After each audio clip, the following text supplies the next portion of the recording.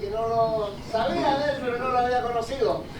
Yo quiero que en los próximos seminarios los nuevos jefes de departamento presenten a los nuevos profesores para que nos conozcamos y este sea un sitio de interacción y sea un sitio de interdisciplina, ¿sí?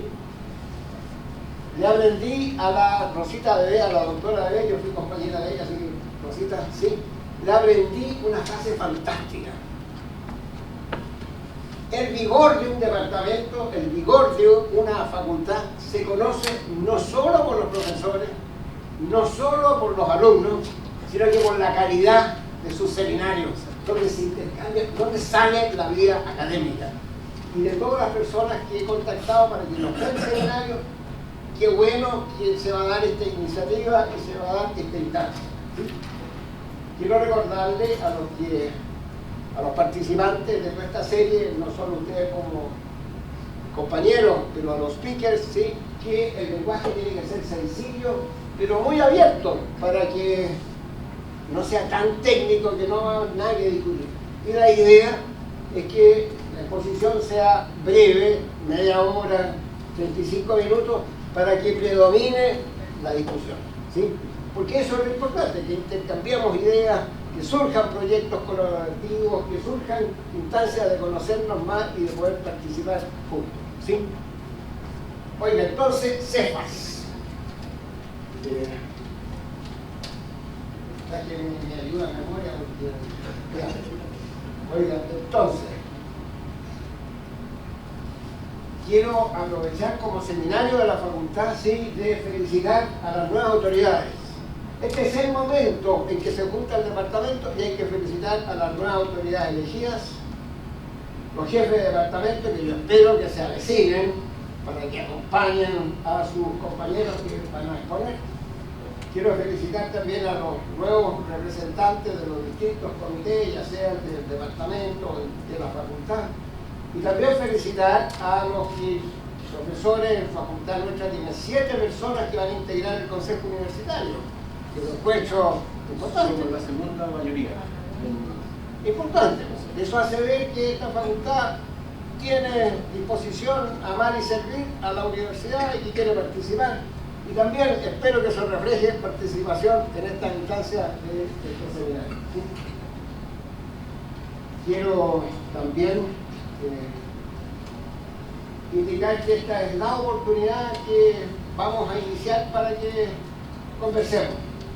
Yo contacté a algunos profes, pero para que hagamos el diseño de los futuros seminarios, pero estoy absolutamente abierto y disposición de ustedes. Yo quiero dar un seminario ya, el profesor Zúñiga, ahí anótame porque yo quiero, ya. Y esa es la idea, que queramos mostrar nuestro quehacer y queramos colaborar con el espíritu crítico que nos tiene que caracterizar, ¿sí? Que si los estudiantes de doctorado quieren venir, bienvenidos. Toda persona que quiera discutir ciencia con nosotros es para esta oportunidad, ¿sí? Dicho esto, y antes que se me ponga nervioso decano, tengo que dar las gracias, no solo a los participantes que tuvieron todo, nadie me dijo que no, de lo cual yo deduzco que había unas ganas de poder participar, primero, pero sin la unidad, el nombre tengo que recordarlo, la unidad de virtualización, porque han hecho posible todas estas cosas lindas que tengamos, sí, miren, todo esto tiene que ser así, sí, todo. Y además a mi querida madrina, la Pati, que nos consiguió el cafecito, porque yo le dije al decano, oye, ciencia sin mascar, poner atención sin haber comido algo, así que, ¿ah? Sí, pues nos va a llevar a la hipoglicemia. Y me dijo Pati que va a ir mejorando. Así que este es el estreno nomás, así que va a ir mejorando y que va a ser mejor. ¿Sí? Queremos ser puntuales para partir a la hora y tener tiempo de una buena discusión y después, entonces, seguimos con la vida académica. Así que tengo que hacer clase a la 1:30 y así, o 1:45 y así, todo el resto. ¿Sí? Bien. Entonces ahora nunca pensé que iba a tener yo que presentar al decano en estas actividades, pero es parte de lo que me corresponde. Nuestro decano, ¿sí?, quiso ser biólogo marino, me lo confesó.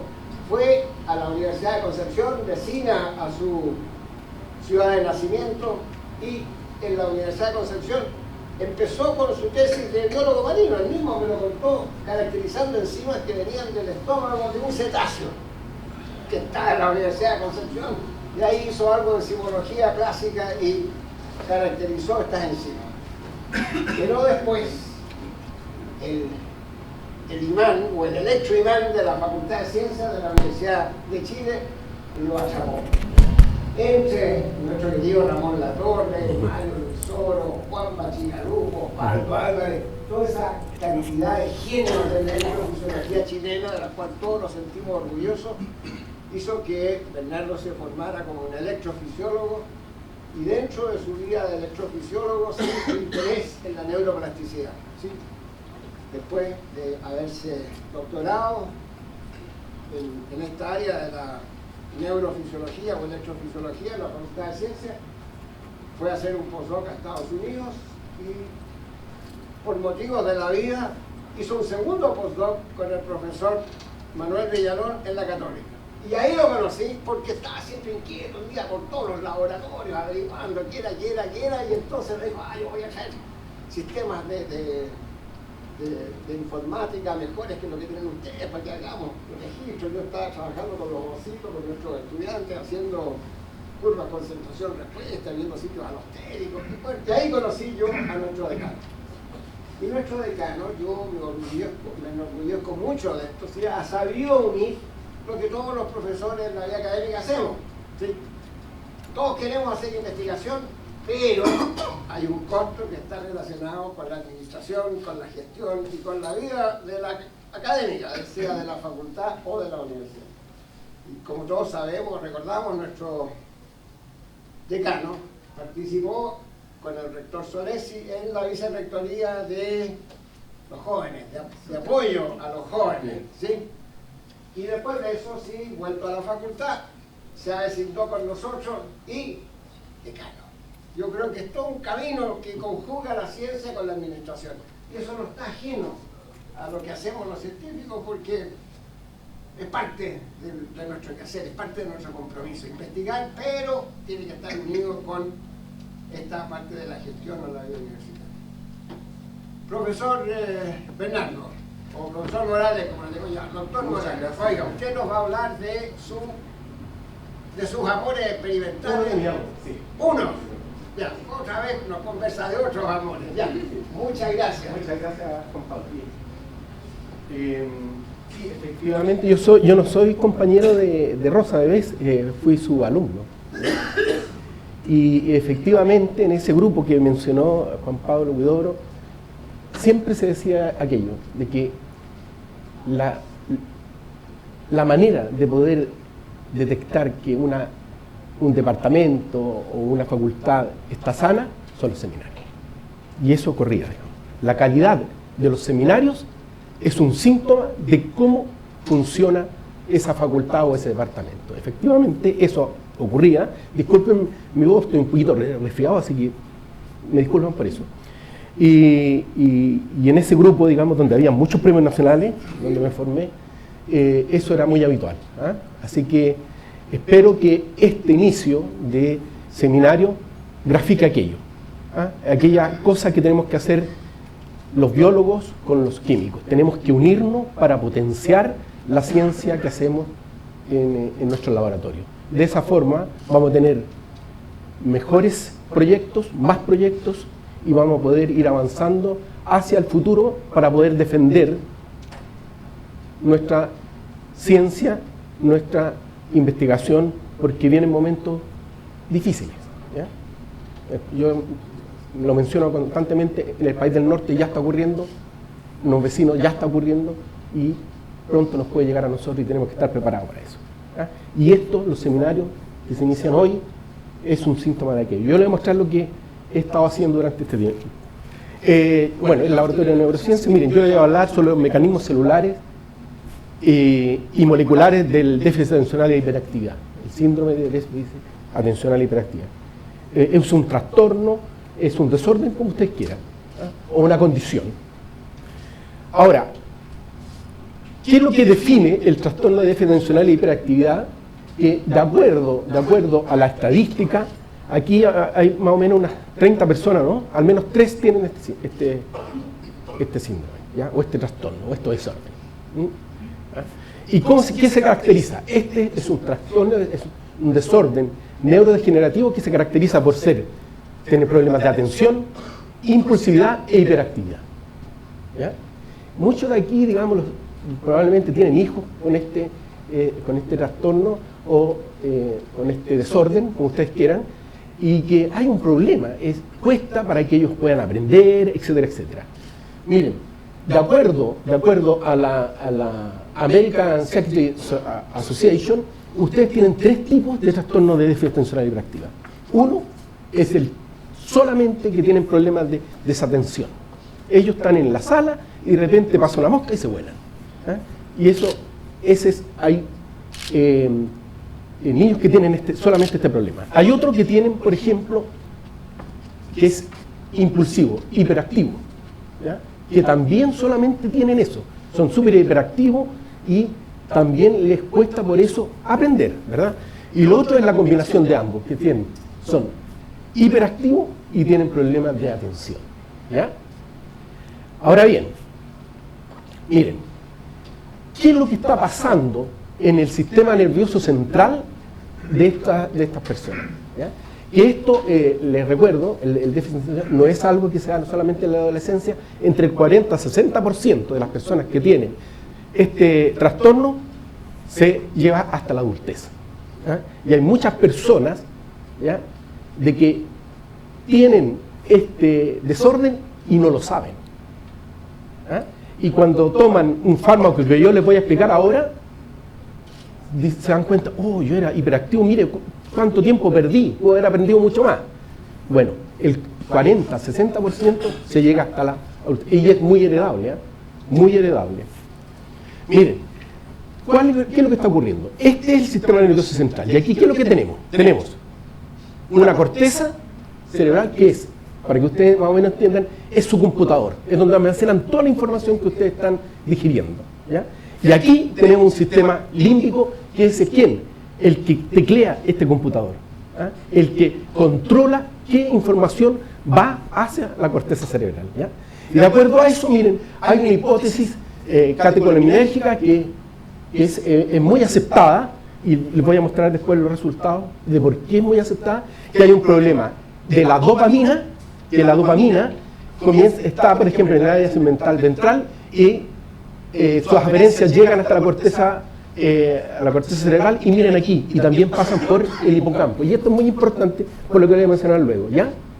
Ahora, también está la noradrenérgica, que está el locus cerúleo, proyecta también hacia la corteza cerebral y también ahí está el hipocampo.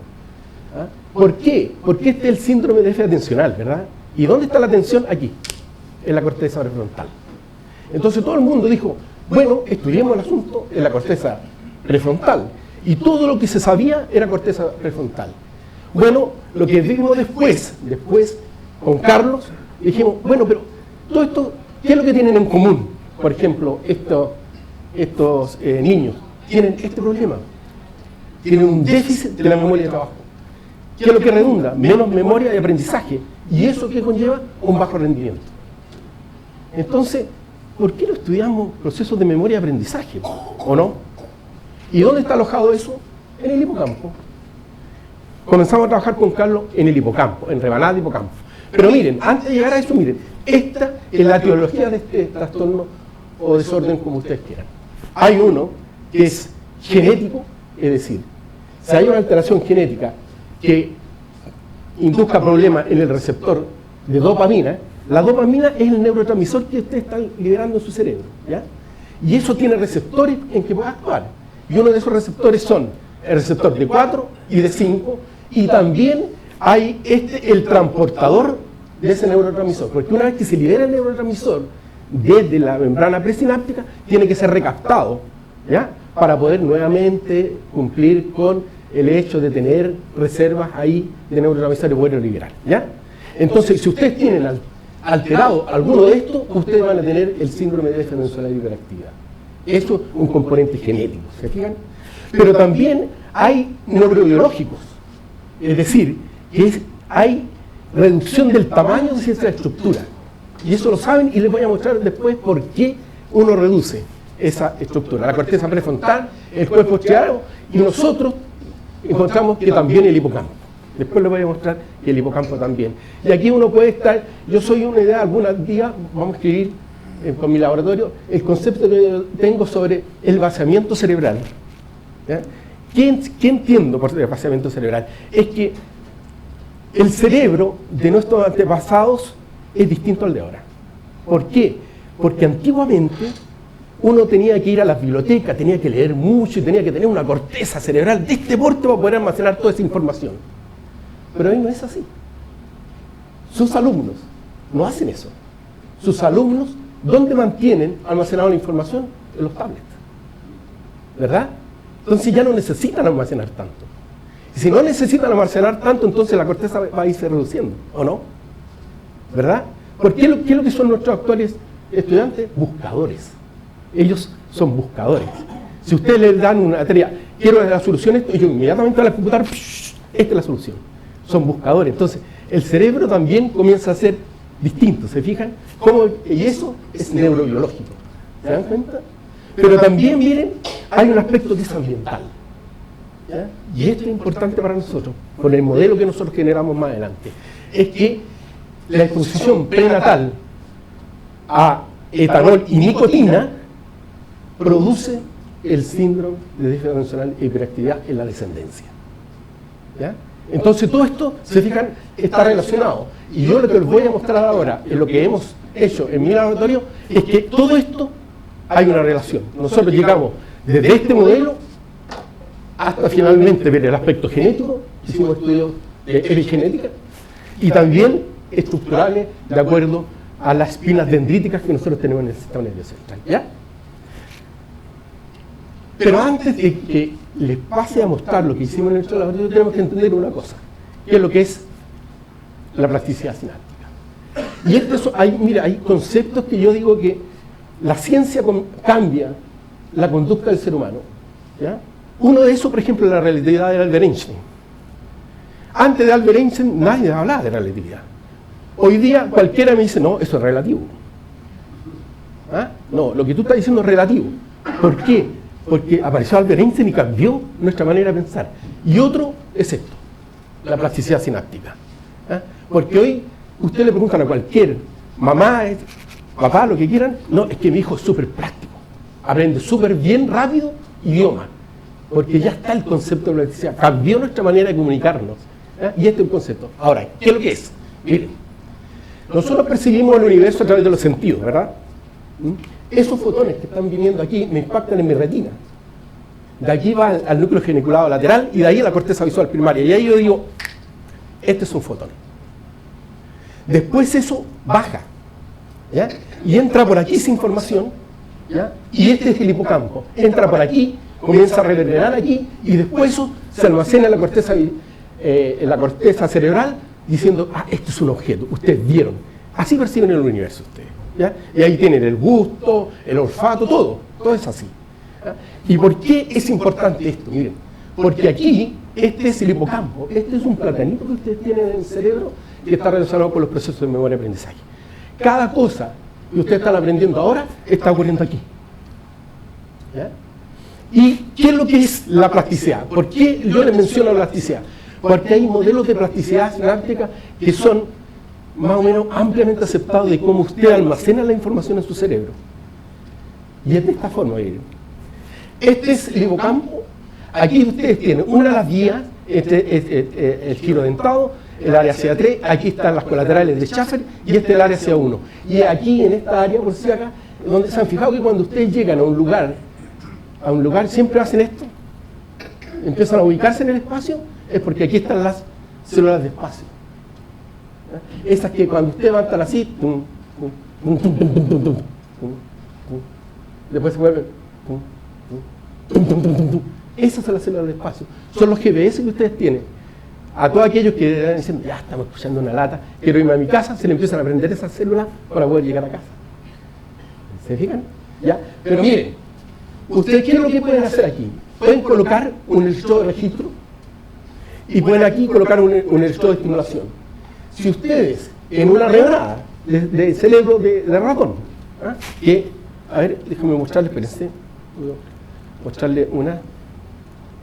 Estas son las rebanadas que nosotros estudiamos en mi laboratorio, ¿ya? Tomamos el ratón, sacamos la rebanada de 300 micrómetros y ahí registramos, como les mencionaba yo, un lector de registro de las colaterales de Schaffer y registramos en el stratum gradatum del CA1. ¿Y qué es lo que obtenemos? Miren, fíjense, si ustedes estimulan aquí y registran, obtienen esto que está aquí, que es un potencial postsináptico excitatorio.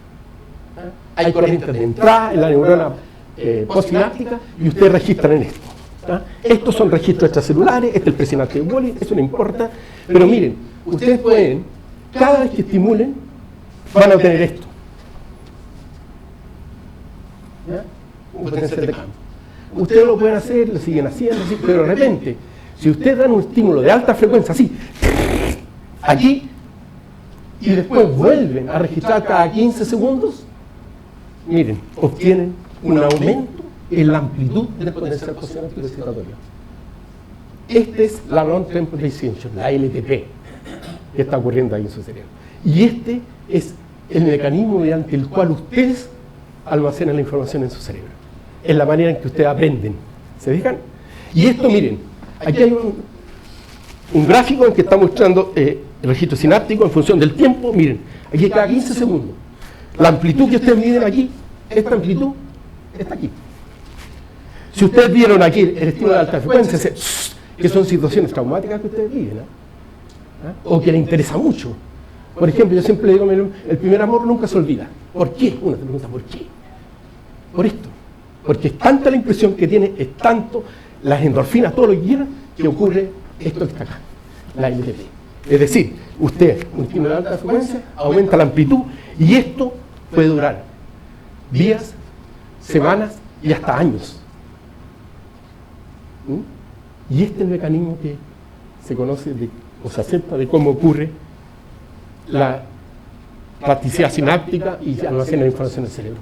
Conocemos bastante bien los mecanismos moleculares de cómo esto ocurre. Y es así, miren. En las espinas dendríticas que ustedes tienen aquí, una neurona tiene un soma, tiene dendrita y tiene botones dendríticos, ¿verdad? Ya en los botones dendríticos se forma la sinapsis, ¿ya? Y esa tiene una membrana presináptica y una membrana postsináptica. Y esta es una espina dendrítica. ¿Se fijan? ¿Qué es lo que está ocurriendo ahí? Lo siguiente, miren. Se libera el neurotransmisor que es glutamato. Glutamato, es el neurotransmisor que está ahí. Entonces uno dice, a lo mejor por eso mi abuelita siempre me decía, tengo problemas de memoria, abuelita, coma pasa. ¿Se acuerdan, no? ¿Por qué? ¿Qué tienen características las pasas? Una, que es mucha glucosa, importante en el sistema nervioso. Pero el otro, tiene glutamato. ¿Que sirva eso? Es otro cuento, pero tiene una lógica. ¿Se fijan? Esto es glutamato. Este es el neurotransmisor. Y en la membrana postsináptica tenemos dos tipos de receptores glutamatérgicos, que son importantes. Receptor de AMPA y receptor de NMDA. ¿Qué ocurre? Mire, cuando se unen. Se unen ahí los neurotransmisores. ¡Pum! Entra sodio, se despolariza aquí. Se activó. Se produce eso. ¿Se acuerdan? Se produce aquí. Y miren lo que ocurre. Eso remueve el magnesio que hay aquí, en ese receptor de NMDA, entra y se activa, entra calcio, se activa la campinasa, y miren lo que ocurre. Se fosforila esto, aumenta la conductancia ya.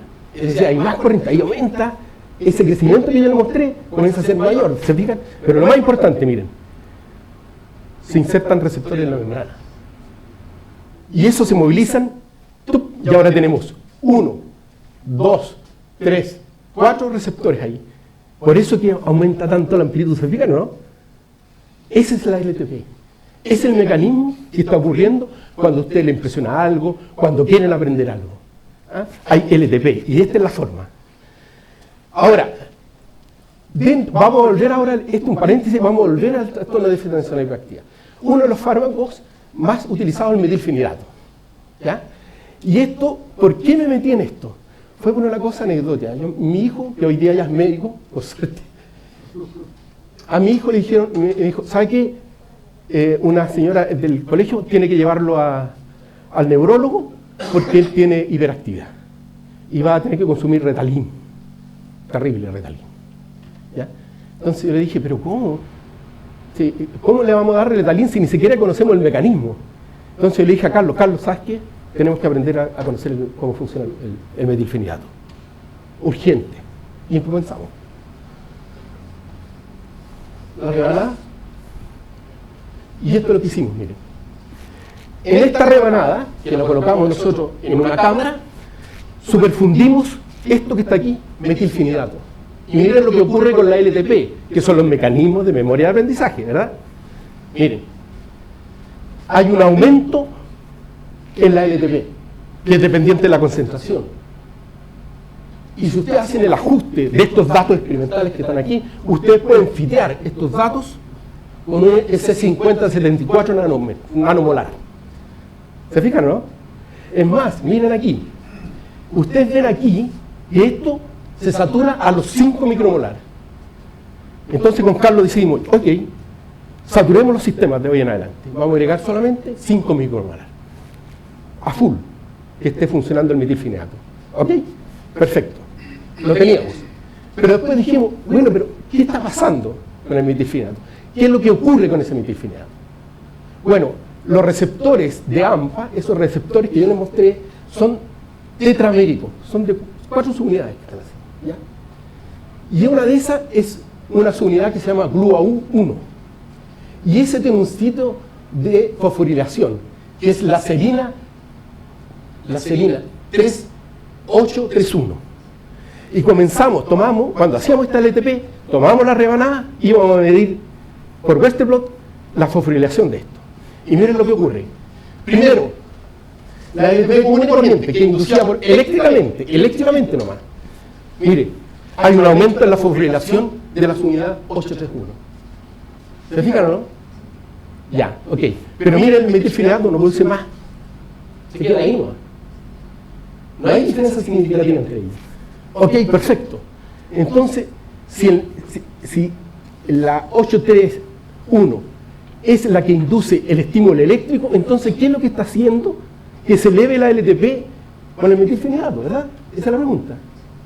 Fuimos a ver la cisteína, la serina 845, y miren lo que hace aquí.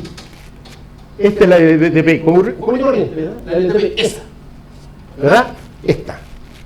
Pero miren, cuando usted le agrega metilfenidato, hay un aumento en la fosforilación del 845. Conclusión, ¿qué es lo que produce el 845?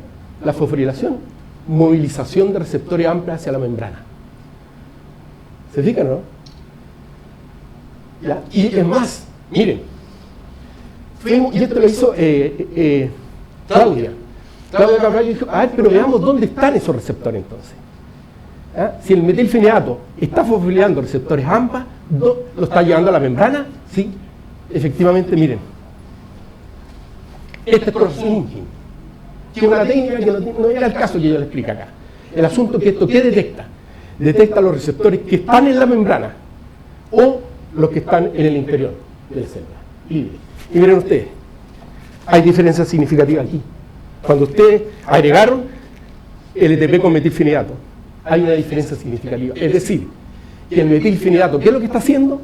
Está fosforilando la serina 845, que mueve este receptor y lo inserta en la membrana. ¿A costa de qué? De lo que está en el intracelular. Baja, ¿se fijan o no? Pum, baja. Si ustedes suman esto más esto, le tiene que dar el total. ¿Se fijan o no? Ya, supimos eso. Ok. Todo esto en ratones normales, ¿eh? Les recuerdo, ratones normales. Vimos además que un inhibidor del receptor beta-adrenérgico, porque esta es la hipótesis de las catecolaminas, ¿se acuerdan, no? Entonces, noradrenalina y dopamina. Y aquí, si ustedes agregan un inhibidor timolol, este efecto de 5 micromolar de metilfenidato es vuelto al control. Si ustedes inhiben los receptores beta-adrenérgicos, no se produce el efecto del metilfenidato.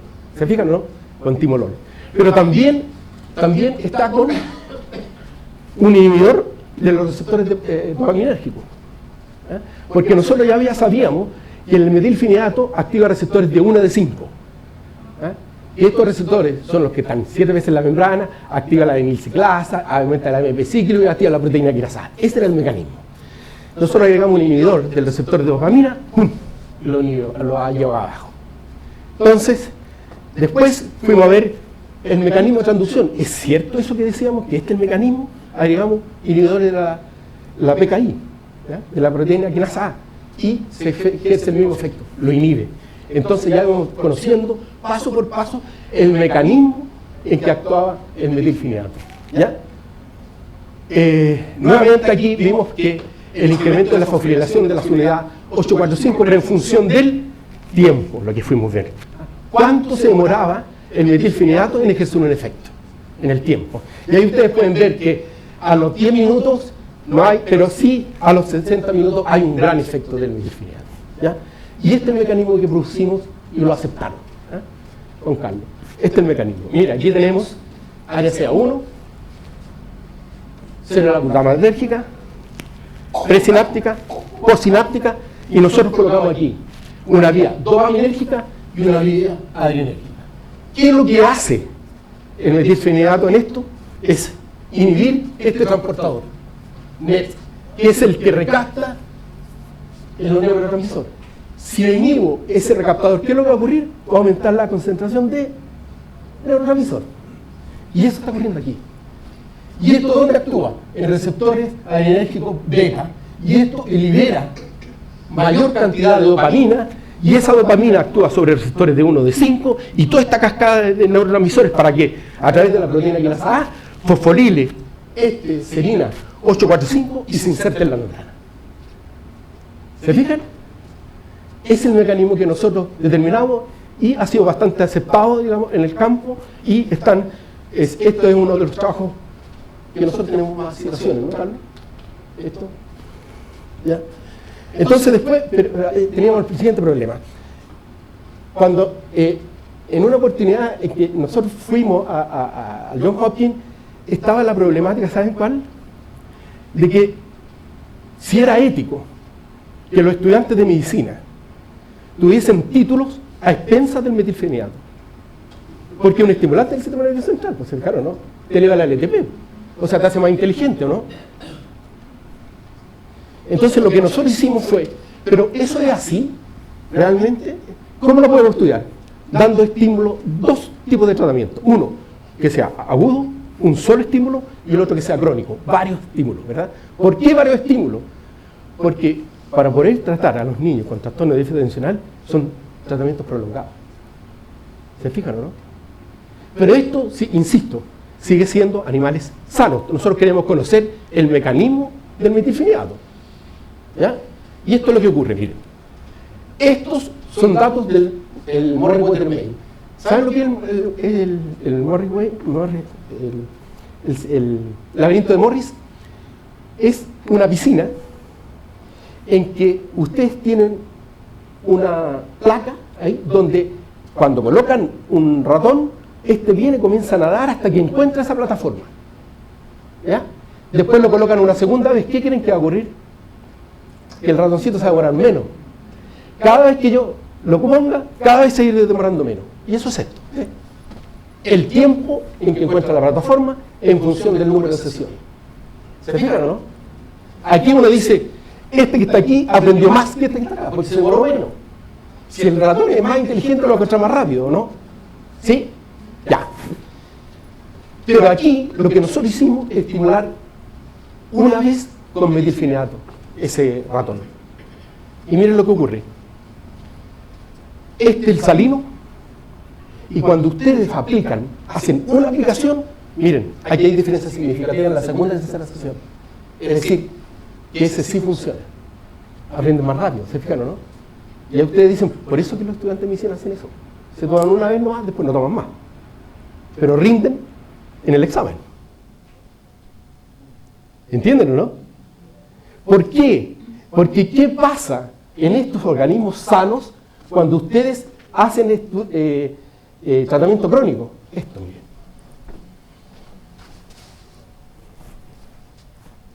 A la larga, usted aquí, en cada sesión se estimulaba con metilfenidato, ¿ya? Y a la larga, miren, Con el tiempo, aquí no hay diferencia, comienza a haber diferencias significativas. Pero miren aquí, en el metilfenidato se demora más tiempo en encontrar la plataforma. ¿Se fijan, no? O sea, van aprendiendo menos. ¿Ah? ¿Se fijan o no? Cuando es crónico, en personas sanas, no es muy bueno. ¿No? ¿Ya? Y esto, por ejemplo, es para el recuerdo, ¿ya? Esto es para el aprendizaje. Pero uno también puede estudiar recuerdo. ¿Cómo? Si yo saco la plataforma de la Merriweather-May, la ratita va a recordar dónde estaba esa plataforma y va a permanecer más tiempo ahí. Bueno, en el agudo nosotros no encontramos diferencia, pero sí lo encontramos en el crónico. Hay un deterioro también del recuerdo. ¿Me están siguiendo, verdad? ¿Sí? Ok. Empezamos a ver todo lo que habíamos visto. Miren, el LTP se relaciona. Tomamos esa rebaneta y vamos a medir el LTP. En dosis única. Este es el control y este es el metilfenidato. Ya hay diferencia significativa en esto. ¿Ya? Aquí está. Es decir, que si ustedes estimulan una vez, ellos aprenden. No hay problema. Cuando estimulan ustedes en forma repetitiva, ocurre lo contrario. Miren, va hacia abajo. No están aprendiendo. Ratones sanos.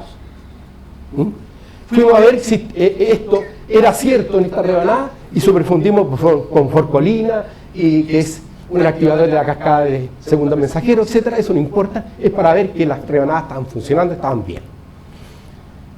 Sigamos. También hicimos, por ejemplo, lo mismo aquí. Vimos las fosforilaciones y lo que ocurría en condiciones de tratamiento crónico. ¿Y qué es lo que es relevante aquí? Es de que cuando es mucho, miren, hay una bajada en los niveles de fosforilación de la serina 845. ¿Qué significa eso? Significa que hay menos receptores que se están insertando en la membrana. Incluso aquí lo vemos, miren, en esta figura se ve allá de que hay una gran cantidad de receptores que se queda en el citosol. ¿Se fijan o no? ¿Ya? Y uno dice, y esto, cuando lo publicamos, hicimos esto porque siempre nos dicen, esta es una costumbre de los neurocientíficos de que, oye, ya, pero el sistema nervioso central no trabaja con un estímulo, trabaja con estímulos repetitivos, ¿sí? Harta estímulos, ¿verdad? Bueno, este es el estudio, que da lo mismo. Aquí estos son protocolos de varios estímulos, porque así funciona el sistema nervioso central, y los resultados son los mismos. ¿Ya? O sea, con el estímulo único, nosotros podemos interpretar que también así está funcionando el sistema nervioso central, y con estímulo repetitivo igual. ¿Vamos? ¿Ok? Este es el modelo que propusimos con Claudia. Esta es la condición normal. ¿Eh? Que lo aceptaron. Esto está, de hecho, aquí en este paper recibimos un gran halago por lo elegante de los experimentos, decía, de Carballo. Lo citaban de esa forma. Miren, este es el estado nativo. Membrana presináptica o sináptica. Vía dopaminérgica, ¿verdad? Adrenérgica, dopaminérgica. ¿Se acuerdan del modelo? Ya. Miren lo que está ocurriendo. Este es el estado nativo. Aquí tenemos 1, 2, 3 receptores AMPA en el sitio activo de la membrana. ¿Sí? 3. Este es el receptor de NMDA. ¿Qué ocurre cuando usted da un estímulo único? Uno solo. Se activa este receptor D1 y lo que hace es aumentar la actividad de la proteína quinasa. Aumenta mucho. ¿Y qué es lo que ocurre? Es que comienza a haber una mayor inserción fosforila 845 y hay mucho. Mira, ahora hay 1, 2, 3, 4. Aquí tenían 3, aquí tienen 4. ¿Se fijan o no? Eso es lo que hacen los estudiantes de medicina. ¡Pum! Tienen más receptores AMPA. ¿Qué ocurre cuando las dosis son repetitivas, crónicas, en ellos? Pero miren lo que ocurre aquí. Si hay una sobreestimulación con el neurotransmisor dopamina, se produce lo que se llama down regulation del receptor de 1D5. Se mete hacia el interior de la membrana. Por lo tanto, la actividad de la proteína quinasa ahora baja. ¿Se fijan o no? Porque ya no tienen receptores de 1D5, tienen menos. Si tienen menos, hay menos inserción en la membrana. 1, 2. Aquí tienen, en agudo tienen 4, y este es el estado control, wild type. Este es el modelo que nosotros producimos y nos aceptaron. ¿Ya? Ahora bien, miren, entonces después que conocimos ya con Carlos dijimos, ok, conocemos el mecanismo, hemos contribuido, ya entendemos bastante bien cómo funciona el metilfenidato en hipocampo. Y después, ¿qué es lo que hicimos?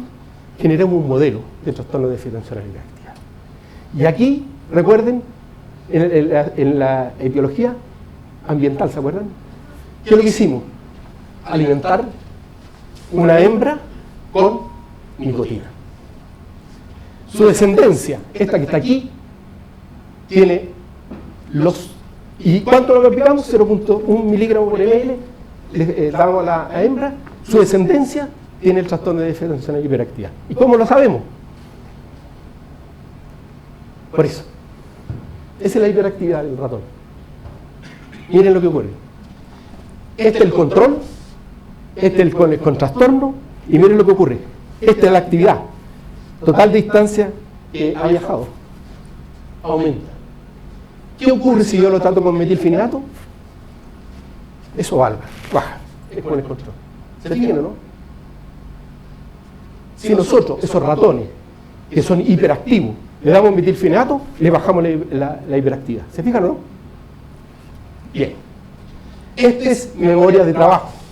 El TIMEI, que no le voy a explicar porque no tiene sentido. Lo importante aquí es el siguiente.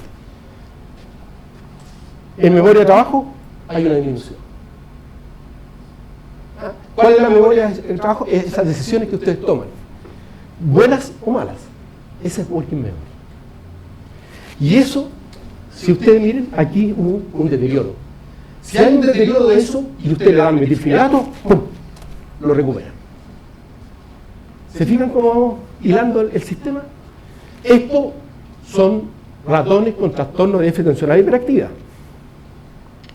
Y la atención, porque una de las características del síndrome tiene que ser la atención, ¿verdad? Bueno, este es el análisis de objetos nuevos. Que también lo tiene el ser humano. Una de las cosas que hacen los ratones es que si ustedes tienen un objeto y se lo dan a conocer, ellos van a estar cierto tiempo, más o menos un tiempo promedio igual en cada uno de los objetos. Pero si ustedes vienen, le cambian un objeto, ese ratón va a permanecer más tiempo en el objeto nuevo, porque lo tiene que reconocer. ¿Se fijan o no? Y ese, ¿qué es lo que mide? Atención. Y como ustedes pueden ver aquí, miren, los ratones con trastorno de déficit atencional y hiperactividad, cuando les cambiamos el objeto, tienen una disminución en la atención. ¿Se fijan? No permanecen ahí, en circunstancias que normalmente deberían permanecer investigando el objeto nuevo. Si usted le agrega metilfenidato a esto, lo recupera. ¿Se fijan? Estos son los test que uno tiene que hacer para determinar que un ratón tiene el trastorno de déficit atencional y hiperactividad. ¿Se fijan? ¿Ya? Seguimos. Fuimos a medir con estos mismos ratones, una vez que nosotros vimos, este tiene trastorno de déficit atencional. Hicimos rebanada de cerebro y medimos lo mismo. LTP, aquí, en el hipocampo. ¿Por qué en el hipocampo? Le reitero, porque es el núcleo encargado de los procesos de memoria y aprendizaje. Eso es lo que se activa cuando se quieren aprender, eso es lo que se activa cuando ustedes quieren la solución de un problema, etcétera, etcétera. O incluso, como yo les dije, los recuerdos de, qué sé yo, el primer amor, etcétera, etcétera. O los olores. Aquí tienen el potencial postsináptico excitatorio, aquí tienen las LTP, ¿verdad? En estas mismas rebanadas que vienen de estos ratones que pasaron este proceso de conducta, ¿verdad? Y miren lo que ocurre. Aquí tiene el porcentaje de la línea basal en función del tiempo. Ustedes cuando dan estímulos cada 15 segundos, miden la amplitud, miren, esta es la amplitud, no están haciendo nada. Dan ese estímulo de alta frecuencia, en circunstancias de control, es mire, no con trastorno. Tienen una mayor amplitud que en aquellos ratones que tienen trastorno. Esos mismos ratones que nosotros determinamos conductualmente que eran de este tipo, tienen el LTP menor. ¿Se fijan, no? Uno podría decir, aprenden menos. ¿Ok? Ya. Ahí hay diferencias significativas. Sigamos. Ahora, miren lo que hicimos. Lo mismo, pero ahora, ¿sabes qué? Le vamos a dar metilfenidato al ratón. Para eso podemos revertir la LTP. Se revierte. No, con síndrome, y si usted le agregan metilfenidato, el ratón vuelve a ser normal. ¿Se fijan?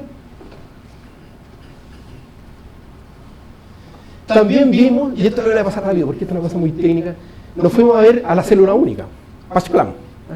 La técnica de Patch-Clamp consiste en acercar un electrodo a una neurona única y medir las corrientes ahí. Esas corrientes que pasaban a través de esos receptores que yo le mencioné, AMPA y NMDA, están aquí. ¿Ya? Lo importante aquí es lo siguiente, que si ustedes miden la razón de la corriente AMPA con la NMDA, es menor en ratones con trastorno de déficit atencional y hiperactividad. ¿Ya? Y eso, incluso, porque aquí, miren, estas son las corrientes totales, aquí está esa corriente que está ahí es de NMDA. ¿Se acuerdan que se activaba el AMPA, después se activaba el NMDA? Es total, AMPA y NMDA. Entonces lo que uno tiene que hacer es inhibir los de NMDA con AP5 y obtiene eso. Solamente los de AMPA. Y miren, si ustedes miden las corrientes en los ratones que tienen el trastorno de déficit atencional y hiperactividad es menor. ¿Se fijan o no? Es menor. Que lo pueden regular con metilfenidato. ¿Y qué lleva a esto? E incluso vimos una cosa, y esto se le ocurrió a Darwin. Darwin, que ahora lo contrataron en la Universidad de San Sebastián. A él se le ocurrió, dijo, pero ¿qué es lo que está produciendo este síndrome? ¿Qué es lo que se altera de un ratón normal a uno que tiene el trastorno de déficit atencional? Y una de las cosas midió lo que se llama la rectificación, el índice de rectificación de la corriente, pero eso no importa, es técnico. Pero ¿qué es lo que es importante aquí?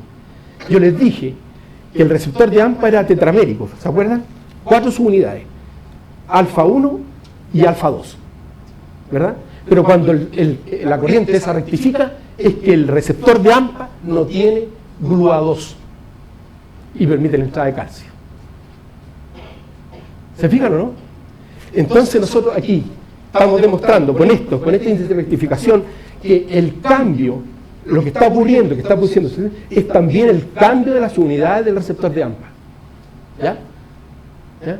Y además demostramos, ahora en un review que hicimos con Gonzalo, de que hay un cambio también estructural de la espina dendrítica que le voy a mostrar ahora. Pero lo importante aquí es que este es el modelo que les metimos. Este es el normal. Fíjense aquí, estos son receptores homoméricos, GLUA1, ¿ya? Y este que está aquí son heteroméricos que tienen 1 y 2. Si no tienen el 2, es permeable a calcio. Entonces lo que ocurre aquí es que en el metilfenidato, en estos ratones, tienen este tipo de canales. Cuando ustedes le colocan metilfenidato, hay este intercambio de estos receptores. ¿Se fijan o no? Sacan los receptores que son homoméricos, ¿ve? Los sacan de ahí y van colocando heteroméricos porque son los que no permiten la entrada de calcio, son más normales. ¿Se fijan, no? ¿Se entiende, no? Ok. ¿Ya? Y eso también lo vimos, digamos, a través de los residuos de serina, etcétera. Y después, bueno, ya, ok, tenemos todo esto, ya sabemos, esto funciona, tenemos bastante bien conocido cómo el mecanismo en que está actuando el metilfenidato en esto. Pero vamos a ver cambios estructurales. ¿Se acuerdan en esa redondelita cuando tenía la etiología? Era ambiental, genético y neurobiológico. Bueno, vamos a estudiar eso. ¿Qué pasa con la dinámica de las espinas dendríticas? Y aquí tienen el hipocampo, esto es un paper que nosotros publicamos, un trabajo que publicamos con Ricardo Piña, él está en no me acuerdo, en el pedagógico, está ahí, lo contrataron ahí, y él hizo este trabajo. Miren, estas son las distinciones de Golgi, esto es lo que nosotros tenemos en el cerebro, esto es una neurona. El soma, la espina, o sea, la dendrita, y esto que está aquí, miren, voy a ampliar esto. Estas son las espinas dendríticas. Es aquí donde se produce la transmisión. ¿Se fijan, no? La espina dendrítica. ¿Y sabes qué? Nosotros fuimos a estudiar esto y miren lo que encontramos. Estos son los ratones que tienen el síndrome de déficit atencional y hiperactividad. Miren. Control. Cuantificamos por microscopía confocal esto, el número de espinas. Este es el que tiene el trastorno de déficit atencional y hiperactividad. El ratón que tiene este síndrome. Y este es cuando usted le agrega metilfenidato. ¿Ya? Ahí está la neurona. Miren lo que tuvimos. Cuando fuimos a buscar el número de espinas, ¿cuánto me queda, Juan Pablo? Ya, bien. Espina dendrítica por micrómetro, ¿ya? Ustedes pueden venir el control y miren, cuando los que tienen el trastorno de déficit atencional y hiperactividad, el número de espinas baja. ¿Se fijan o no? Y ahora yo les pregunto, ¿qué significa que tengamos menos espinas ahí?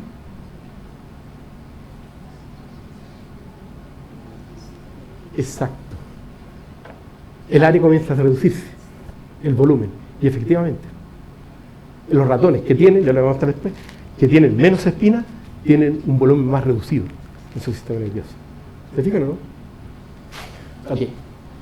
Pero miren, esto es lo que ocurre cuando ustedes están aprendiendo. ¿Ya? Primero, ¿qué es lo que surge? Un filopodio.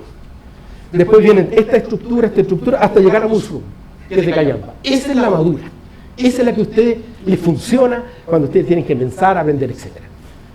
Miren lo que ocurre, por ejemplo, aquí. Hay un número, miren, ¿qué es lo que hace el metilfenidato con esto? ¿Qué es lo que hace el metil? Porque el metilfenidato, miren, aquí no cambió el número de espinas. ¿Se fijan o no? No la cambió. Pero ¿qué ocurre en los que tienen el trastorno de déficit atencional o no? Mira aquí, esto. Están en esta estructura. No están maduras. ¿Se fijan o no? ¿Qué ocurre cuando usted le agrega metilfenidato? Todas estas que estaban aquí, ¡pum!, se maduran a mucho. ¿Se fijan o no? Es aquí. ¿En cuánto tiempo? Esto.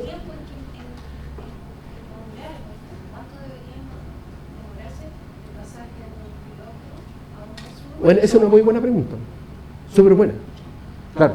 Mira, nosotros estamos estudiando, digamos, el curso temporal de esto, porque eso es muy importante por lo que te voy a mostrar ahora. Si te esperas un poquito, vamos a ir para allá, ¿ya? Pero miren, aquí esto es súper importante. Lo que hace el metilfenidato no te cambia el número de espinas. Lo que hace solamente es madurar. Y eso es un problema. Porque todas las enfermedades neurodegenerativas, al menos, lo que quería mencionar, esquizofrenia, Alzheimer, TEA, síndrome de déficit atencional y hiperactividad, tiene una reducción en el número de espinas. ¿Se fijan o no? Y eso es un problema. Si bien el metilfenidato los puede madurar, pero no aumenta el número.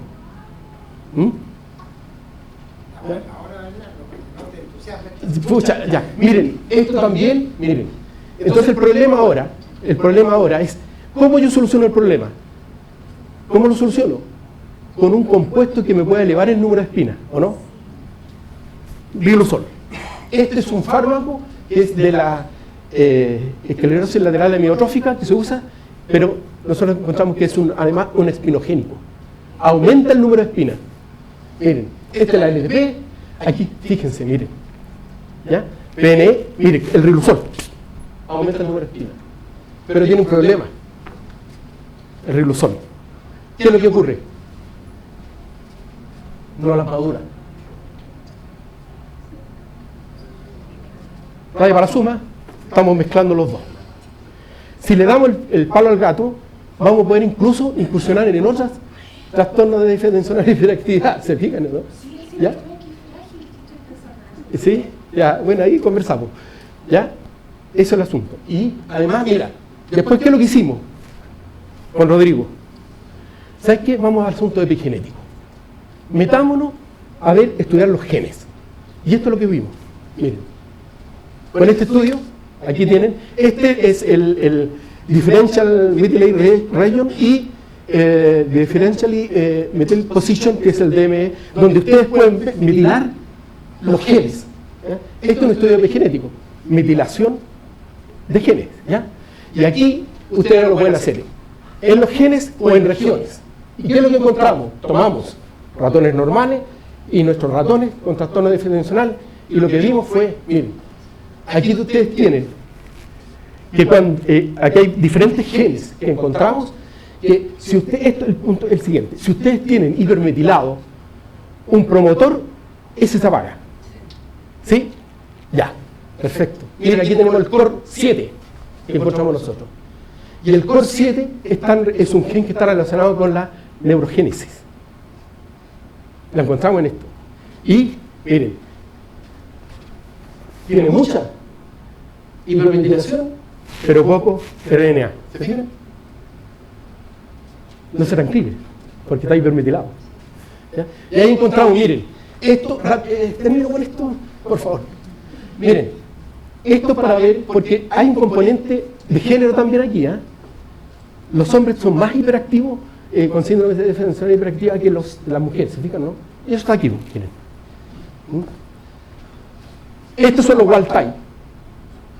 Miren, se correlacionan entre ellos. Estos aquí tienen los que están con el trastorno de defensa hiperactividad y se correlacionan entre ellos. Hay una diferencia, ¿se fijan, no? Esto es un análisis de varianza, no importa. Hay diferencia. Y en los hombres también hay diferencia. Eso no era extraño para nosotros.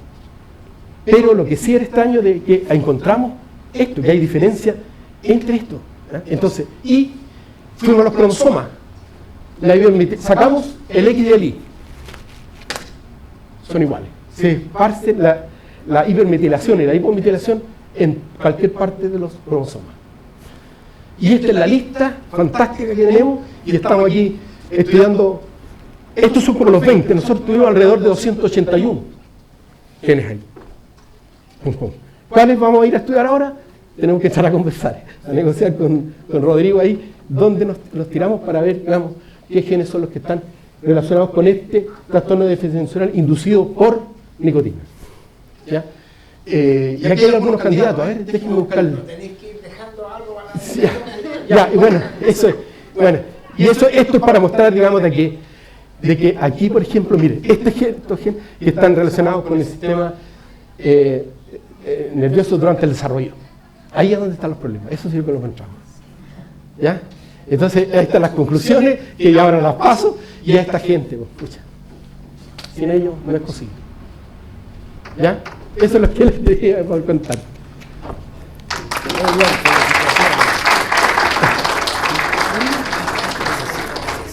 Ya, felicitaciones, Bernardo, ya has demostrado, como todos los científicos, que las preguntas no se terminan en el periodo. No, nunca. Mi suegra siempre me pregunta, ¿y qué estás estudiando ahora? Sí. Empezar y terminar. No, pues la vida científica es un continuo. Sí, claro. Pero yo estoy muy entusiasmado con lo que les mencionaba delante de el efecto que puede tener la mezcla. Porque ahí uno tiene, incluso farmacológicamente, para ti, farmacológicamente, si nosotros podemos reducir incluso las concentraciones que se usan de esto. ¿Por qué tiene efecto colateral? Todo tiene efecto colateral, ¿no? Sí, todo. Después te vamos a preguntar eso. Queda abierta para la discusión para que el profe ahora conteste preguntas y abramos el debate, qué es lo que nos hace falta. Doctora Moena, después viene Rodrigo. ¿Sí? Que estaba pensando que ustedes inventaron esto de darle nicotina al ratón para que volviera a ver si no. Sí, no, venía de antes ya, pero no estaba muy consolidado todavía, porque yo me acuerdo que yo me junté en un Neuroscience Meeting con los tipos con los tipos que están desarrollando esto. Con Darwin con Darwin.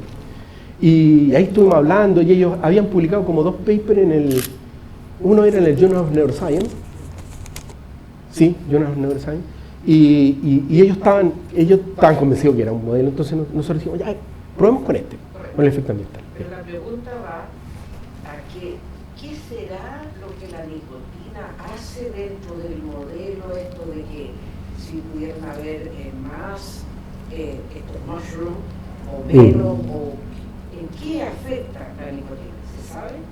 Bueno, sí, sí. No, sí, claro. Mira, todavía no conocemos bien, digamos que hay varias hipótesis, no, de que hay, ¿cómo se llama? Hay una baja inserción de receptores AMPA en la membrana. ¿Pero por qué? Porque, mira, no lo tengo claro. ¿Pero eso es bonito? Sí. Pero hay el ¿cómo se llama? Jaime debería saber más de eso. ¿O no, Jaime?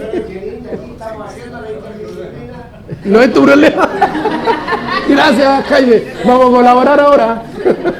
Obvio. Sí, pues. Mira. Rodrigo iba a preguntar, sí. Así que hay muchas cosas que se pueden hacer, pero yo quisiera un poco aterrizar un poco, que yo creo que los puede como interesar a todos, básicamente, desde un punto de vista más social, porque efectivamente el Ritalin es un tema que se lo dan a todos, y tú acabas de demostrar que efectivamente hay un problema, si hay un mal diagnóstico, es el punto. no una detección, porque hay un mal diagnóstico de este síndrome.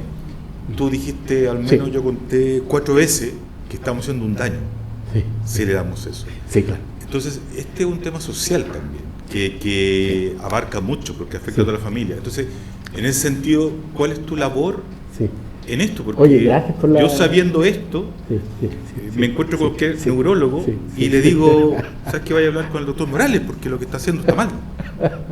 Sí, mira, eso es mi pregunta. ¿Qué se hace ahí? Qué buena pregunta, porque claro, se han fijado que hubo un tiempo un aumento pero excesivo en el número de consumo de Ritalin, ¿no? Bueno, porque la educación chilena comenzó a ser dependiente de fármacos, para que los niños estuvieran tranquilos y poder pasar los programas, ¿no es cierto? Entonces ahí te enviaban, incluso había neurólogos que se hacían el sueldo con esto nomás. Si bastaba con que en 5 minutos y venga el otro paciente, ¿sí? Así era, ¿no es cierto? Entonces, y el problema surge, claro, cuando hay un mal diagnóstico. ¿Qué hacemos? Me acuerdo que ahí el Pancho Aboite, conversamos con Pancho Aboite porque él trató de encontrar marcadores también, nunca lo encontró, no lo encontró. Nosotros, bueno, yo cuando le propuse esto a Rodrigo, también era lo mismo, encontremos un marcador genético, haciendo este estudio epigenético. Espero encontrarlo, ¿ya? Porque eso va a disminuir, pero ostensiblemente, el mal diagnóstico, ¿ya? O sea, si ustedes me dicen, si tienen que consumir a alguien que no tenga trastorno de déficit atencional e hiperactividad en forma crónica, no lo haga. No lo haga. Profesor Eugenio, usted que fue uno de los pioneros en estos estudios crónicos con nicotina.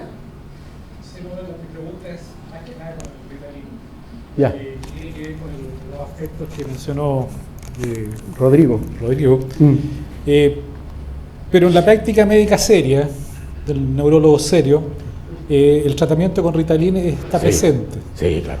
Y lo que tú muestras en tu experimento, la comparación entre agudo y crónico, tratamiento de dosis única versus repetidas en forma crónica, es todo lo contrario a lo que se ve en la clínica. Sí. Primero que nada, una dosis de Ritalin no produce ningún efecto de mejorar ninguna conducta en el humano. Y tiene que ser cargada la droga por semanas para que tenga un efecto evidenciable desde el punto de vista neurológico, que es todo lo contrario que tú dices en tu experimento. Bien, te explico. Los resultados que tuviste ahí es cuando el ratón no tiene trastorno de déficit atencional e hiperactividad. Es normal, no lo tiene. Esos son los resultados de forma crónica. Cuando los ratones son normales y tú los tratas en forma crónica, está ocurriendo eso. Segundo, el efecto de metilfenidato que no tenga en el ser humano sí lo hay. Lo hay, conductualmente los hay. No, una dosis, eso estoy hablando. Tú estás mostrando que con una dosis aumenta el LTP y Sí. es sinónimo que aumenta las capacidades intelectuales, Sí. cosa que no es tan así.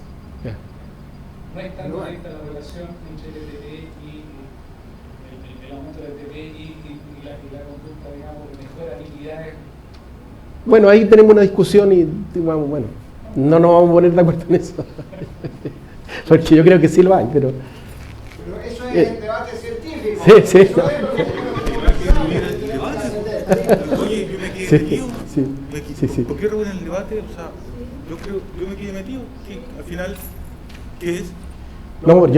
Esto es solo un modelo más ampliamente, digamos, y tú puedes predecir ciertas conductas. Bueno, sí, uno puede entender de que hay un gran océano entre estos registros electrofisiológicos y poder hacer las conductas. Pero nosotros vimos en estudios conductuales, digamos, los cambios. Nosotros hicimos los estudios conductuales y vimos sus cambios. Gracias por la presentación. Quería hacer una consulta que un poco afuera del metilfenidato. ¿El metilfenidato es ultra específico de los receptores dopaminérgicos o va a algún serotoninérgico?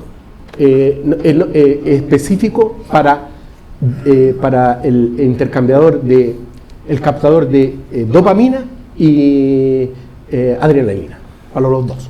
Ya, y en ese contexto, modafinilo, Ya. que es pasando a modafinilo, digamos, Ya, ¿tiene sí, alguna sí. relación con esto? Porque más o menos Sí. conductual entiendo que es parecido, o sea, se consume para la capacidad de aprendizaje, etcétera, modafinilo, Ya. en comparación con metilfenidato. Yo- ¿ah? ¿Va más o menos por este lado? Sí.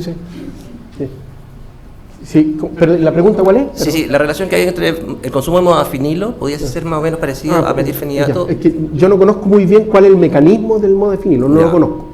Sé los efectos, pero no lo conozco el mecanismo, no, yo no he entrado en eso. Ya. Así que no te puedo decir si hay el mismo un mecanismo parecido o no. Probablemente no. Yo no sé si alguien sabe aquí, digamos, cuál es el mecanismo molecular de modafinilo. Yo no lo conozco.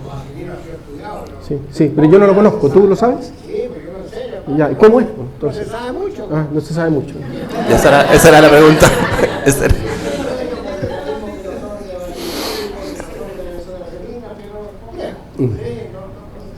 Gracias. Porque yo me quedé pensando, que ¿no será que la nicotina tiene algo que ver con esa pKa y la fosforilación de esa serina? No lo sé, Alejandra. De verdad. No sé por qué la intuición me Puede dice ser. que podría. Podría ser. Y que Es sí solo es un una idea. efecto ¿Para qué? del receptor nicotínico. Si lo pueden explorar. Sí. Esos son La nicotina es estimulante. Sí. Los receptores nicotínicos. Colinérgico. Sí, Sergio. Pero eso puede activar toda una maquinaria que... Tengo 3 preguntas. ¡Oh, no! Déjame descansar, Sergio. Re entretenido. Ya. La primera es que, salvo algunas excepciones, el modelo rata, ¿cómo se extrapola al ser humano? Salvo algunas excepciones. Sí, claro. Yo entiendo que son dos especies muy distintas. Sí, ¿Ya? son distintos. Lo otro, los tipos de aprendizaje, no es lo mismo aprender a leer o tener o responder una prueba, estudiar anatomía, que aprender a andar en bicicleta. Claro. Los modelos que aparentemente con los que ustedes trabajan son modelos más Que pasan por el hipocampo. de un tipo de aprendizaje. Sí. Y La habituación y tercera todo eso pregunta- no entra por el hipocampo. Y la tercera pregunta era, tú tienes un modelo de rata que vuelve a la normalidad Sí. después de haber estimulado hiperfármaco.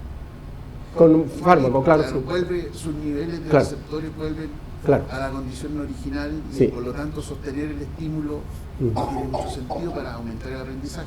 Ujú. Sin embargo, ¿qué pasa con las ratas que están afectadas por el síndrome? ¿Vuelven nuevamente en el tiempo a su condición? Sí, eso, bueno, es una buena pregunta. Nosotros estamos investigando ¿Y la sobre otra eso. dos, no? Si el efecto, no, mira, si el efecto del trastorno de déficit atencional y hiperactividad permanece en el tiempo, ¿no? Nosotros no hemos hecho estudios a largo plazo, pero eso es algo que tenemos que ver. Si este síndrome alguna vez, digamos, es capaz de recuperarse, pero para eso tenemos que, bueno, tú induces el trastorno de déficit atencional, después de un tiempo tienes que medir LTP, tienes que medir conducta para ver, y también dinámica de espina para ver, digamos, si es posible que en el tiempo pueda llegar nuevamente a una condición, comillas, normal. Esa es una buena pregunta, es una cosa que podríamos atacar, yo no lo tengo claro todavía. Lo hemos conversado, sí, porque, bueno, estamos en esta etapa recién.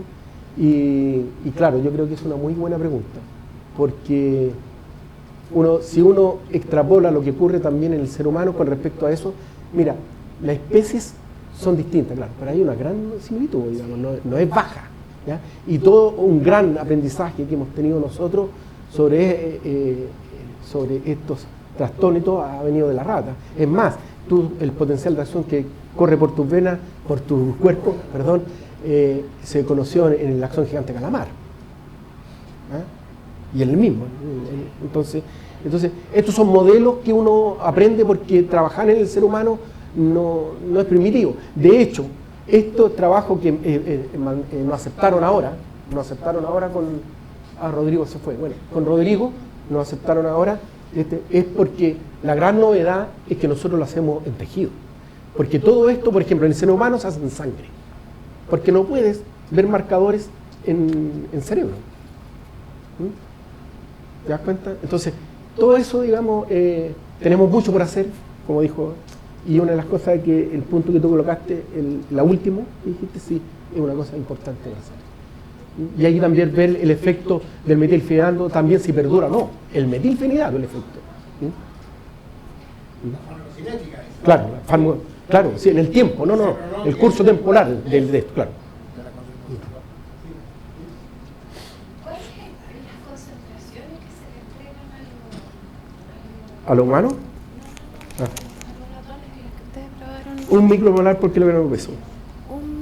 Un miligramo por kilogramo de peso. miligramo. ¿Y en humanos cuánto es lo que se da? En humano es más bajo, ¿no? ¿Son 10 miligramos? 10 miligramos, pero ¿cuánto pesa un ser humano? No. Yo creo Depende, yo puede creo que anda pesar por ahí, desde digamos. Yo los creo que 60, los el metabolismo 80.000. de los ratones y las ratas es mucho más mayor que un ser humano. Así que yo creo que las concentraciones en ser humano pueden ser más bajas. ¿Sí? ¿Cuánto tú sabes, Carlos? ¿En ser humano cuánto se...? Es parecido porque uno ¿Parecido? lo pone no en el suero, en el líquido celular. Ya. Pero, Sin sí. marcar con- ¿Por qué tú estás diciendo, pero, Lo porque, pregunto personalmente, Ya. ¿sabes? Una cosa ya no Ya. como científica, lo hablo como mamá. sí, Yo tengo un niño con síndrome de X frágil ya, y ellos su desarrollo cognitivo no lo tienen, de hecho lo tienen en pañales, el sistema Ujú. nervioso central. Sí, Las sí, dendritas ya. no se desarrollan y biológicamente no pueden aprender. ya, sí, sí. Entonces, no hay un tratamiento obviamente, No, no. y una de las que lo que me calzan es que tienen un nivel de metilación del FMR1 que ¿Es muy alta? es altísima, es altísima. Es altísima y en el fondo lo que me muestran en el fondo es un atisbo de que la mezcla de metilfenidato que se lo dan en el fondo a los niños para que tengan algo de concentración, Sí, claro. porque más encima se mezclan, esta enfermedad genera, digamos, el síndrome, también va asociado a un autismo severo. Sí, sí. Entonces, es una idea en el fondo que esto a mí me interesa, en Sí. el fondo que se sigue investigando cuánto se da en el tiempo, cuánto permanece, si hay realmente un No, pero esto es desarrollo. sí. un No, pero es un desarrollo. tratamiento, digamos, que hay que seguir usando y todo el asunto. Ahora, yo tengo harta esperanza Yo lo veo que en- con el riluzol, por ejemplo, podamos para poder aumentar el número de espinas. Eso. Claro, es que eso es lo que me parece como súper interesante seguir Sí. investigando. Sí. Y esa mezcla Eso, en el fondo bueno, nosotros ahora estamos preparando la publicación con riluzol, pero no la mezcla todavía. ¿No? Estamos viendo, caracterizando el mecanismo del riluzol. ¿Ya? Y eso vamos a comenzar a escribirlo ahora y ahí nos tiramos con las mezclas. Gracias. Carlos.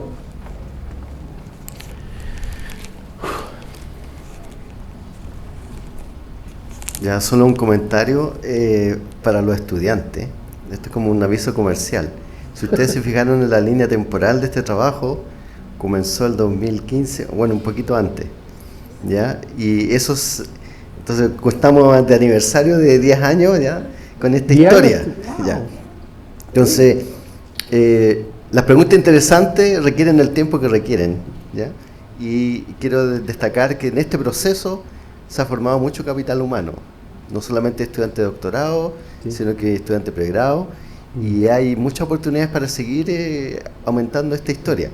Y por último, no puedo evitar responderle a Sergio Castro. Con los vertebrados mamíferos compartimos una historia evolutiva más o menos reciente en la historia de la evolución. Así que no es de extrañar que tengamos una gran similitud. Otra cosa, el estilo de vida que determina la parte epigenética. Ahí estamos muy de acuerdo que puede ser distinto. ¿Ya? Eso. Sí, no, el material humano, sí. Oye, qué alegría que hay tanta pregunta, porque Sí. eso es Y yo digo, yo estoy cansado, de verdad. Vengo de allá, y acá, yo estoy cansado. Además estoy súper resfriado. pongo una silla, Ya. Así como para un comentario que no es tan amable, pero quiero poner los journals en los que están aceptados el trabajo, por ejemplo, el trabajo aceptado. ¿En qué journal está? En el prosumano. Sí. ¿Qué importa? Ya. Ahora sale, va a salir, sí, sí. Sí. Disculpa que tenía tuve una poco tiempo. Siéntate ahí un rato. No. ¿Qué tan cierto es mito o verdad como un tratamiento alternativo del metilfenidato los alimentos ricos en omega 3 fermentados, ¿qué se conoce de eso? ¿Si serviría como un complementario a este fármaco? No lo sé, lo que sí te puedo decir, digamos que hay... Es que venden el omega 3. Que hay toda una línea de investigación, hay un grupo importante en Florida que está viendo, digamos, la importancia de la flora bacteriana que tú tienes en tu intestino con los procesos de memoria y aprendizaje. Eso está muy en boga, porque hay una relación, digamos, bueno, uno sabe, digamos... Es que, de que, claro, promocionan los alimentos fermentados para claro, aumentar o sea, la no da lo microbiota. mismo donde tú te alimentas, eso está. Y no, si incluso una vez me acuerdo que yo conversaba ahí, esto es vender caca. Es que, claro. Para implantar una flora bacteriana distinta que funciona. Sí, sí, claro. Sí. Gracias. Decano, súper interesante. Usted dijo en una nota de prensa de salir en la facultad que había una relación parecida en términos de los efectos respecto al consumo del MDMA, del éxtasis. No sé si hay estudios ahí. Nosotros estudiamos, eso fue nuestro primer estudio con Carlos cuando llegamos acá. Contéstale tú, Carlos, con el éxtasis. Sí, sí, sí. Todo esto partió con éxtasis, para decirlo. Pero no hay que dejar de lado que el metilfenidato es una anfetamina. Es una anfetamina, sí, muy con el éxtasis. Sí. Lo primero que nosotros publicamos es de éxtasis. Sí, lo primero. Sí. Ahí el Carlos, que él hizo su trabajo. Es que esa fue mi tesis de doctorado. Después así casi yéndome el 2015, como que, oye, esta cosa interesante del metilfenidato, y me fui a hacer un postdoc. Entonces, después retomamos la historia. ¿Ya se olvidó? Ya se me olvidó. No, de hecho, ahora estoy trabajando en psicodélico, que es otra historia. Sí. No, pero el metilfenidato está siendo retomado ahora. De hecho, Malenka y Malino, que eran una de las personas que más ha contribuido en todo este mecanismo que ustedes están viendo ahí, hacía un llamado, digamos, en un Nature que hizo para poder retomar los estudios con éxtasis como un fármaco importante en problemas de... bien cortito, bien cortito. Hace como 5 o 6 años, producto de la aprobación de la FDA de esta droga para tratar depresión, que es derivada de la ketamina, la esketamina, ya ha vuelto el boom, que estaba vetado el estudio de los psicodélicos, las drogas de abuso para estudiar el sistema nervioso, siendo que los psiquiatras desde hace mucho tiempo saben que las drogas como el MDMA, el éxtasis, tiene potencial para tratar los trastornos de estrés postraumático, por ejemplo. Y de hecho hay pruebas clínicas, no le he ido muy bien a las pruebas clínicas, pero ahora hay pruebas clínicas de eso. Por eso ahora, en la línea secundaria, que es mi línea que algún día presentaré cuando publique el paper este año. Depresión. Que es de depresión y psicodélico, ¿ya? Y claro, y estas cosas están de moda. Entonces, para los estudiantes, a veces las cosas pasan por cosas fortuitas en ciencia. Yo cuando hice mi postdoc en Estados Unidos, un investigador que yo estimo mucho me dijo, mira, aquí yo tengo un proyecto para estudiar, él estaba estudiando SIDA, ¿ya? Pero la comorbilidad de SIDA y cocaína. Mira, aquí tengo escrito el proyecto, pero no lo puedo presentar, porque aquí está prohibido estudiar cocaína, es muy complicado. Toma, me lo pasó, ¿ya? Bueno, ahí está en un cajón, ya si a alguien le interesa. Pero aprovecha tú que tienes la flexibilidad, digamos, no hablemos de legalidad, pero flexibilidad de que estamos en países en que tu marco legal te permite explorar. Y por eso vino la cosa del éxtasis, después por eso nos fuimos al metilfenidato. Entonces tenemos ventajas con respecto a los países desarrollados en ese ámbito que estaba proscrito. Entonces por eso hay una moda ahora, porque se han liberado ciertas presiones legales para poder estudiar los psicodélicos, las drogas de abuso, en los efectos benéficos para los trastornos del ánimo en general. Eso.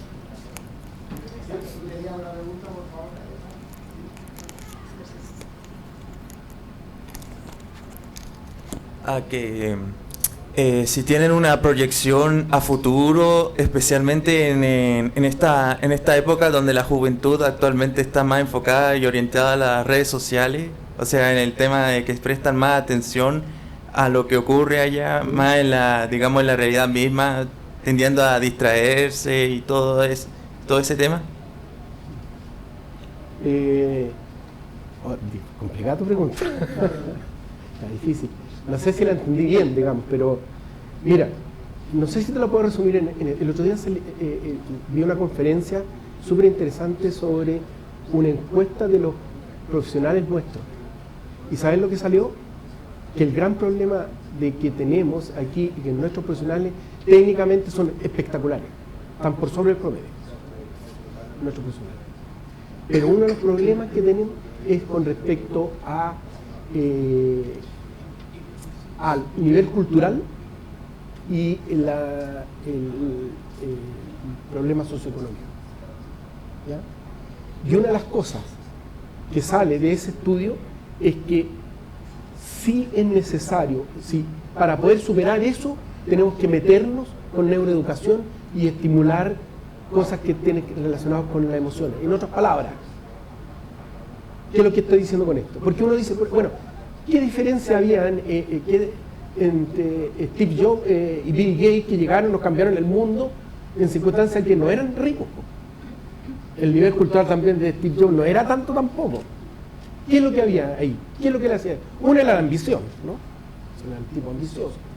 Y lo segundo es que se creían el cuento. Ellos se creían eso. Y eso es atacar emociones. Y eso tenemos que hacerlo.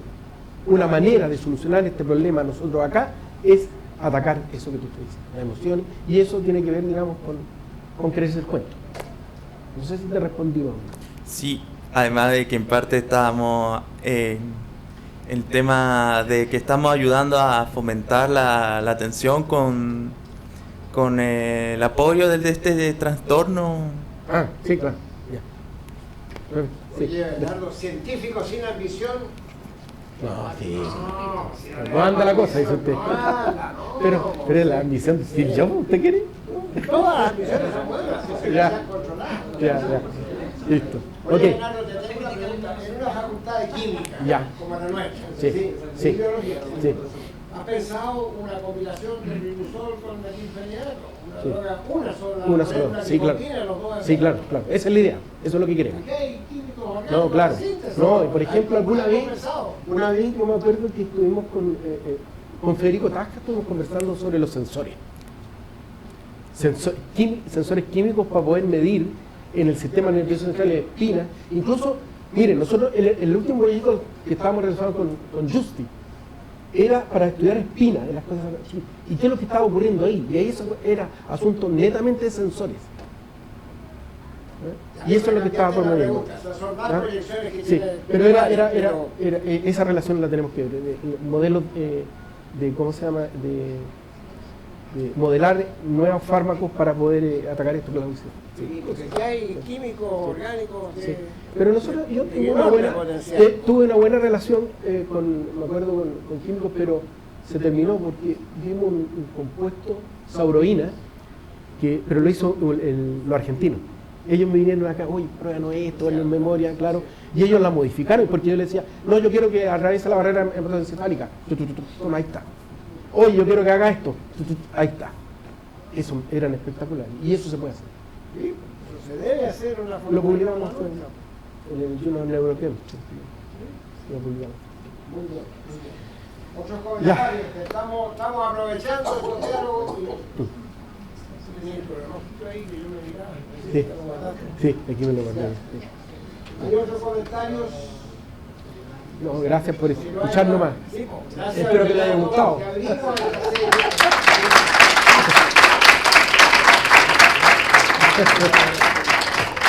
Quiero anunciar que el próximo seminario lo va a dar el profesor Federico Tasca, que hizo un enroque con la profesora Ingrid Ponce, que nos iba a hablar, pero... Un cambio, ella me pidió un cambio y yo acepté. Oiga, yo soy libre los miércoles, estoy libre. Encuentro además fantástico, que ni siquiera tuvieron que decírmelo a mí, ya ellos hicieron el enroque, porque este es el seminario de todos nosotros, así que es fantástico. próximo miércoles, Federico Tasca nos va a hablar de un tema muy interesante que son biofotosensores. Biofotopaneles. Paneles, bueno, sensores, paneles y hidrógeno. Muy bien. Oye, entonces, bienvenido. Si cada uno de nosotros trae a un colega, llenamos el auditorio garantizado. Esa es la tarea. Ya.